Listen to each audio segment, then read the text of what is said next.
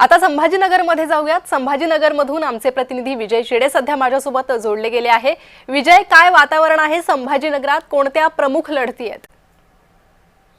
नक्कीच पर्यंत जर पाहिलं तर छत्रपती संभाजीनगरमध्ये शिवसेना आणि भाजप प्रमुख लढत जी आहे ती मानली जात आहे। कारण छत्रपती संभाजीनगरच्या नगर परिषदमध्ये जर पाहिलं गेलं तर सिल्लोड नगर परिषद जी आहे ती हाय व्होल्टेज असल्याचे पाहायला मिळते। कारण या ठिकाणी जर पाहिलं गेलं तर माजी मंत्री आणि आमदार अब्दुल सत्तार यांचे चिरंजीव समीर जे आहे ते निवडणुकीच्या रिंगणामध्ये आहे। त्यामुळे त्या ठिकाणी जर पाहिलं तर भाजप आणि शिवसेना अशी लढत जी आहे ती त्या ठिकाणी होत असल्याचे पाहायला मिळत आहे। काही दिवसापूर्वी त्या ठिकाणी मोठा गदारोळ देखील झाल्याचा पाहायला मिळत होता। त्यानंतर वैजापूर नगर परिषदेमध्ये देखील याच प्रकारची परिस्थिती आहे। कारण त्या ठिकाणी विद्यमान आमदार रमेश बोरनारे यांचे बंधू जे आहेत ते रिंगणामध्ये आहे। त्यामुळे त्या ठिकाणी देखील हाय व्होल्टेज जे आहे ते होण्याची शक्यता आहे।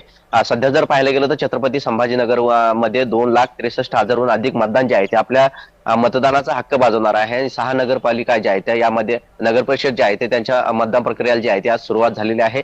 उद्या संपूर्ण नगर परिषदेचा निकाल जो आहे तो समोर येणार आहे। मात्र तुर्तास जर पाहिलं गेलं तर सध्या सर्वत्र जे आहे ते मतदान आता मतदानासाठी जात असल्याचं पाहायला मिळत आहे।